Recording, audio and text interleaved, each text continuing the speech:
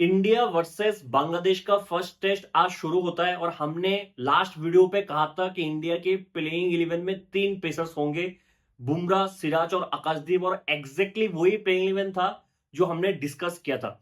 मैंने ये भी कहा था कि ये पेस फ्रेंडली पिच होगा और लग भी रहा है कि ये चेपॉक वाला पिच पेस फ्रेंडली पिच है।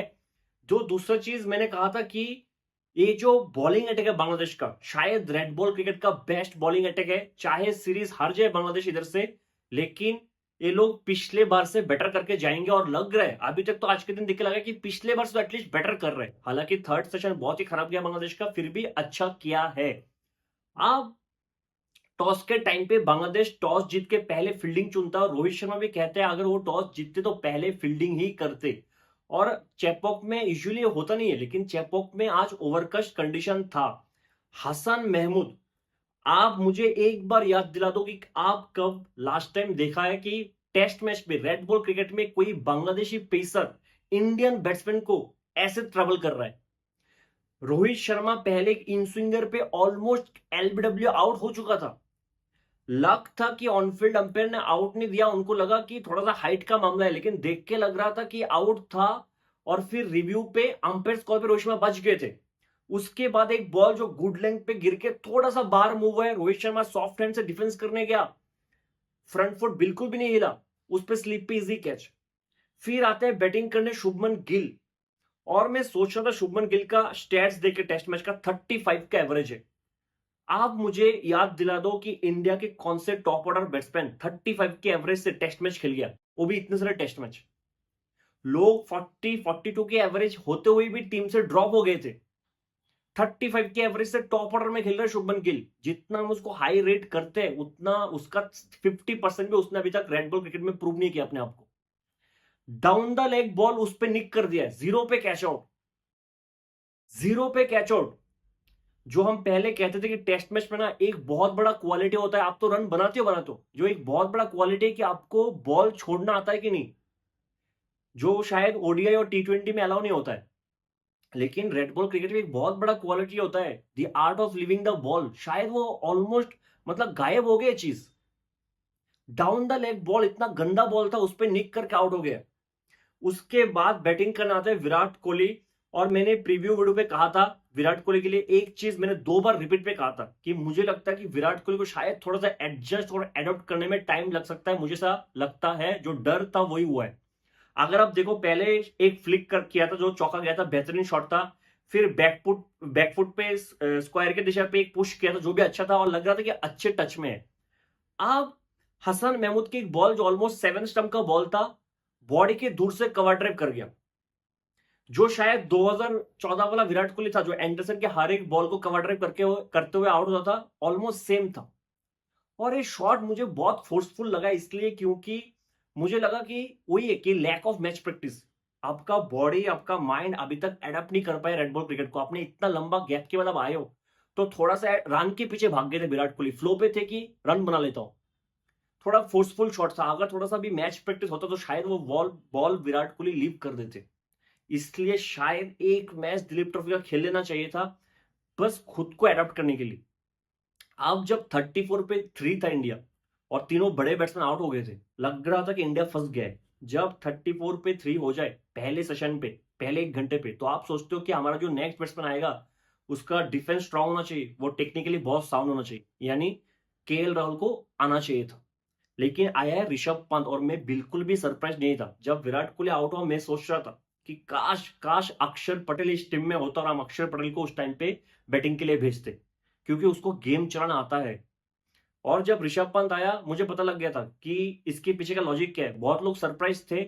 मैं जडेजा ऋषभ पंत में से किसी एक को एक्सपेक्ट कर रहा था, ऋषभ पंत आया। और मैं आपको कहता हूं क्यों। केएल राहुल टेक्निकली साउंड है, ये हम मानते हैं भी, लेकिन गंभीर को पता था या फिर रोहित शर्मा, जिसका भी डिसीजन था ऋषभ पंत को भेजने का, उनको पता था कि अगर केएल राहुल उस टाइम पे बैटिंग करने आता, एक तो 3 विकेट गिर चुके थे, वो प्रेशर पे होता, ऊपर से स्कोरबोर्ड हिलता भी नहीं। अगर केएल राहुल बैटिंग करने आता, पूरा फर्स्ट सेशन पे रन ही नहीं आता, लंच तक रन ही नहीं बनता, वो इतना शेल में चला जाता क्योंकि 3 विकेट बहुत जल्दी गिर गया है और रन बिल्कुल भी नहीं आता। और गंभीर मतलब हम एक ऐसे हाल पे पहुंच जाते कि विकेट भी गिर चुका है और रन भी नहीं बन रहा है। तो इस मेंटेलिटी के साथ ऋषभ पंत को भेजा गया है। जिसका भी डिसीजन हो कि एटलीस्ट रन आ जाए पहले सेशन में थोड़ा बहुत। और ऋषभ पंत और जायसवाल ने काफी अच्छा बैटिंग किया बहुत लंबे टाइम तक, which brings me to Nahid Rana. हमने नाहिद राणा का बहुत ज्यादा तारीफ किया है, लेकिन आज नाहिद राणा मैं बहुत ज्यादा डिसअपॉइंटेड हूं नाहिद राणा से, क्योंकि पहला ओवर अगर आप याद करो नाहिद राणा का, बेहतरीन ओवर था, एक के बाद एक शॉर्ट डिलीवरी बाउंसर डाल रहा था और जायसवाल के पास कोई जवाब भी नहीं था, 147 148 पे बाउंसर डाल रहा था। ठीक है, जो बाउंसर या शॉर्ट डिलीवरी है ना, वो आपका स्टॉक बॉल नहीं बन सकता है। बाउंसर या शॉर्ट डिलीवरी वो एक सरप्राइजिंग एलिमेंट है कि आप ओवर पे एक दो बाउंसर डालो, शार्प बाउंसर, कि बैट्समैन सरप्राइज हो जाए, शॉक हो जाए। ठीक है, कि वो माइंड मसल कनेक्शन ही ना रहे, वो समझ ना पाए कि क्या हो रहा है। लेकिन एक के बाद एक बाउंसर, एक के बाद एक बाउंसर, तो बैट्समैन को ऑलरेडी पता है। आप जब दौड़ के आ रहे हो, बैट्समैन को ऑलरेडी पता है कि आप शॉर्ट डिलीवरी डालोगे, वो आपका स्टॉक डिलीवरी है। ऑलरेडी दोनों बैट्समैन जायसवाल और ऋषभ पंत बैकफुट पे बॉडी वेट ट्रांसफर खड़े कि तू कर शॉर्ट डिलीवरी, हम बैकफुट पे कट करेंगे। नाहिद के पास दो ही डिलीवरी था, एक शॉर्ट डिलीवरी, ठीक है, जो बहुत शॉर्ट, या फिर इतना फुल लेंथ पे सीधा बैट के नीचे, जिसपे बहुत सारे ड्राइव भी किया है और जायसवाल ने बहुत सारे फ्लिक शॉट भी खेला है। गुड लेंथ पे एक भी बॉल नहीं था नाहिद राणा का फर्स्ट स्पेल में, एक भी बॉल नहीं था नाहिद राणा का फर्स्ट स्पेल में गुड लेंथ पे।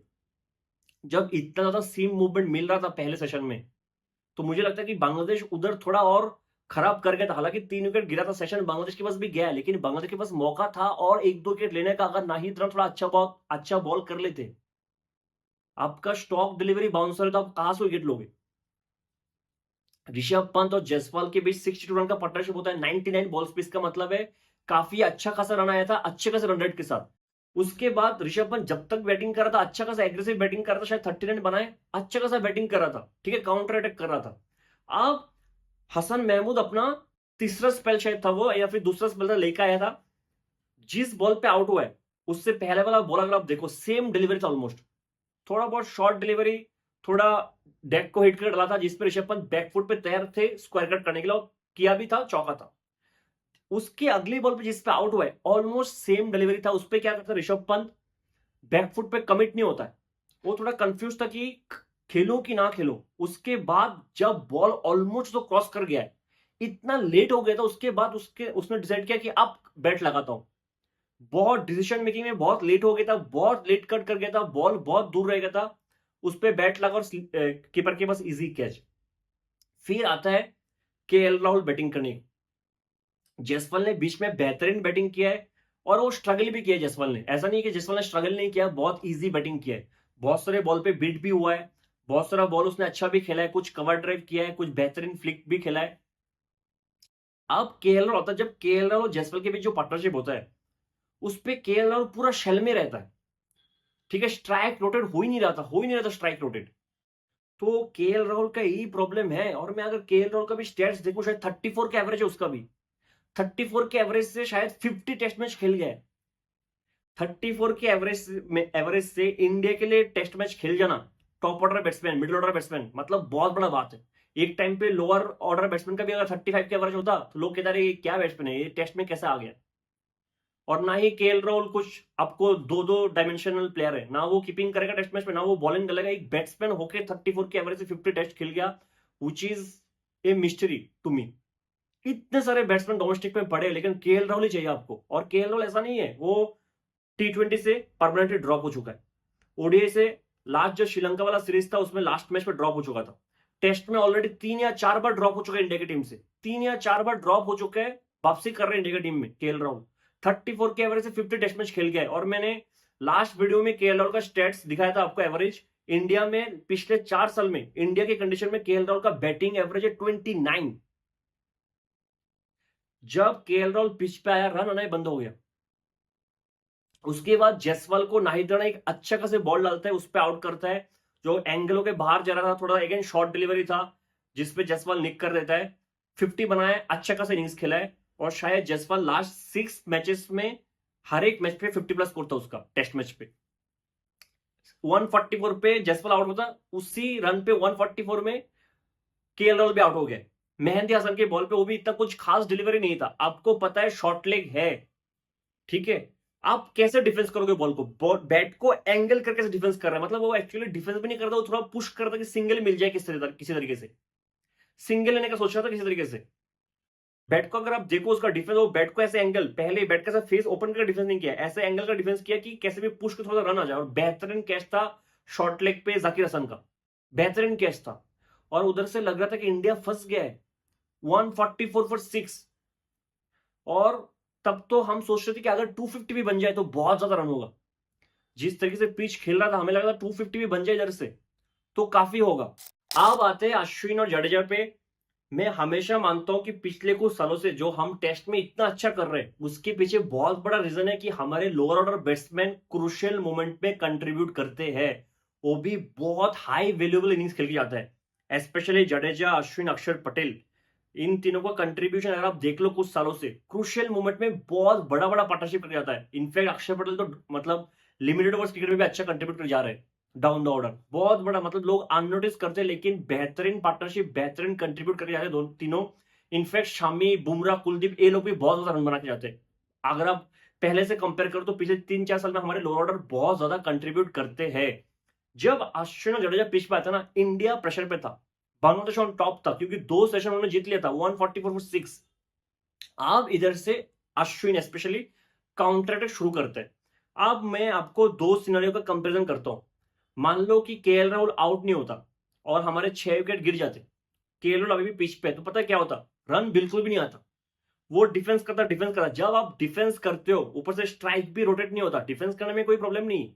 जब आप डिफेंस करते हो ऊपर से स्ट्राइक भी रोटेट नहीं होता, रन भी नहीं आ रहा है, तो क्या होता है ना, बॉलर का प्लान कभी भी चेंज नहीं होता है क्योंकि bowler is on top of you. वो आपको, मतलब वो आपको डिक्टेट कर रहा है कि आपको क्या करना है। बॉलर को पता है ये तो रन बनाएगा नहीं, जो मुझे करना मैं करूंगा, वो तो रन बनाएगा नहीं। तो जो गेम प्लान होता है ओपोनेंट का, वो आपके ऊपर रहता है क्योंकि आप रन बना नहीं रहे हो। वो एक गेम प्लान के साथ आया है, वो काम कर रहा है, फंक्शन कर रहा है। अगर 6 विकेट खो के भी रन नहीं आता ना, तो क्या फायदा बैटिंग करके। जब अश्विन और जडेजा आया, इन्होंने जो काउंटर अटैक किया, रन आ रहा था। अब इससे क्या डिफरेंस हो जाता है कि बॉलर के पास कुछ जवाब ही नहीं कि मैं क्या करूं, क्योंकि कुछ भी बॉल, जो भी बॉल डाला था रन ही आ रहा था। तो फिर बॉलर को अपना लेंथ बदलना पड़ता है, लाइन बदलना पड़ता है। फिर ओपोनेंट को सोचना पड़ता है कि हमारा प्लान बी क्या है, हमारे के पास प्लान बी है भी कि नहीं। तो काउंटर अटैक रन आने से एक डिफरेंस होता है। मैं फिर भी कह रहा हूं, अगर आज केएल राहुल आउट नहीं होता तो शायद इतना रन नहीं बनता जितना बन गया आज के दिन। इससे शायद 250 260 तक रुक जाता अगर केएल अभी तक नॉट आउट होता तो जो काउंटर अटैक अश्विन जडेजा किया है उसकी वजह से इतना रन बन गया है जो बांग्लादेश को बिल्कुल ही बैकफुट डाल दिया। मुझे लगता है कि 339 रन आज इंडिया ने बनाए, 339 फॉर 6, 339। मुझे लगता है आज पिच ने जैसे बिहेव किया है और इंडिया के बॉलिंग अटैक के सामने बहुत ज्यादा रन है 339, मुझे तो ऐसा लग रहा है। अगर पिच बेटर हो गया अलग बात है, लेकिन मुझे ऐसा लगता है कि 339 इज इंडिया के बॉलिंग अटैक के सामने बहुत ज्यादा रन बना लिया इंडिया ने। अश्विन का आप देख लो, कवर ड्राइव पे चौका मार रहा है, बैकफुट पे कट कर रहा है, स्क्वायर कट चौका, फ्लिक पे चौका। शाकिब को सेट ही नहीं होने दिया इन लोगों ने। शाकिब को जडेजा और अश्विन ने सेट ही नहीं होने दिया। शाकिब की स्पेल में शायद 6 या 7 ओवर का स्पेल डाला है शाकिब ने, उसमें 3 छक्का है शायद।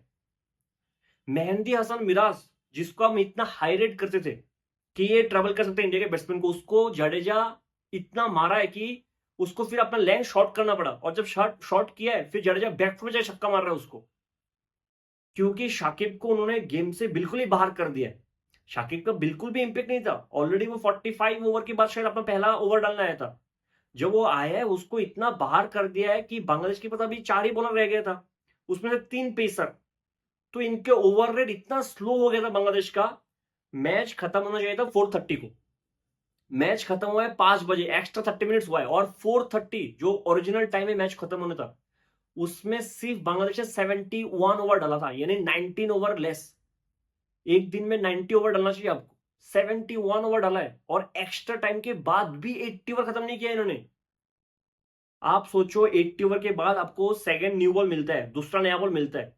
अगर आपको एटलीस्ट दूसरा नया बॉल मिल जाता तो आप कुछ कर तो सकते, एटलीस्ट आपको और एक विकेट मिल जाता। लेकिन आपका ओवररेट इतना ज्यादा स्लो था, इतना घटिया था कि आपको सेकंड नया बॉल भी नहीं मिला और बांग्लादेश कभी गेम में वापस ही नहीं आया है। 195 रन का पार्टनरशिप, जितने ऊपर के बैट्समैन ने मिला के बनाया है उससे ज्यादा इन दोनों ने मिलकर बना दिया। 195 रन का पार्टनरशिप, वो भी सिर्फ 227 बॉल्स पे। ऑलमोस्ट 5.2 का रन रेट है, 5.2 की रन रेट से रन आया है। और इस पार्टनरशिप का जो सबसे बड़ा बात है, जो सबसे स्पेशल है, वो है कि सिर्फ एक ही मेडन ओवर खेला है दोनों ने मिलकर। सिर्फ एक मेडन ओवर आया इस पूरे पार्टनरशिप में, शायद सिर्फ एक। आप सोच लो, टेस्ट मैच पे इतना पूरा एक सेशन खेल जाना, उसमें सिर्फ एक मिडल ओवर, मतलब बांग्लादेश के बॉलर्स को सेट होने ही नहीं दिया है। उन्होंने रन फ्लो को रोक ही नहीं पाए लोग।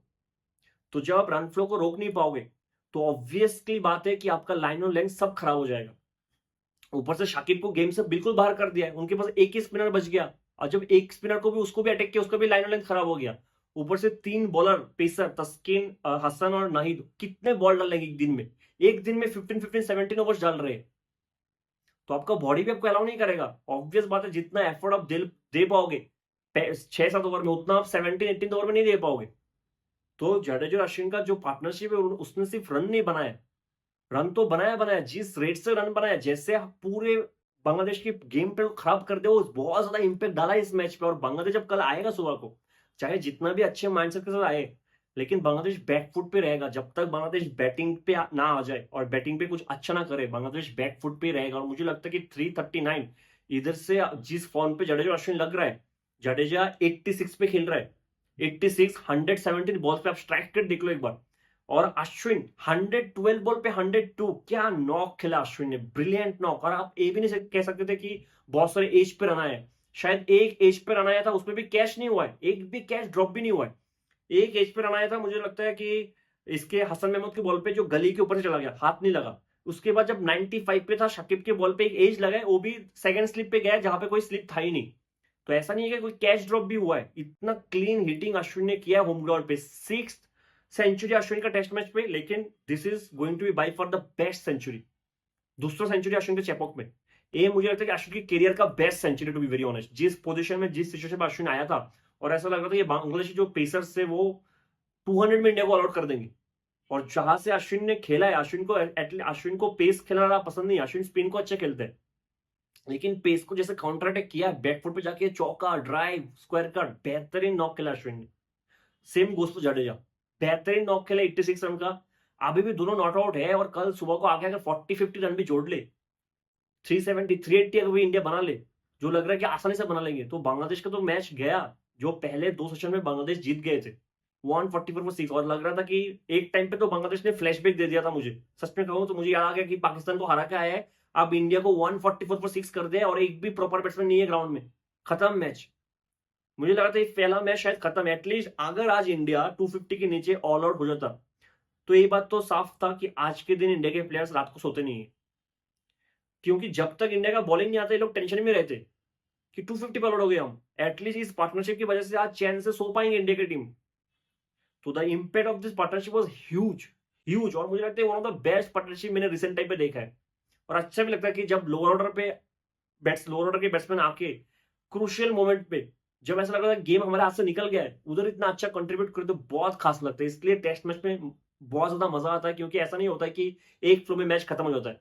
T20 में शायद उस पोजीशन से कमबैक करना बहुत मुश्किल हो जाता है, लेकिन टेस्ट मैच में हर एक सेशन गेम चेंज होता है। और किसी ने भी शायद नहीं सोचा था कि एक सेशन में, एक थर्ड सेशन, पूरा दिन का जो सिनेरियो वो बदल देगा। एक सेशन, थर्ड सेशन, पूरे दिन का जो मैच था ना, उसका फिगर चेंज कर दिया है, बांग्लादेश को पूरा आउट ऑफ गेम कर दिया है। देखते हैं कल क्या होता है। मिलेंगे अगली वीडियो में, तब तक के लिए जय हिंद।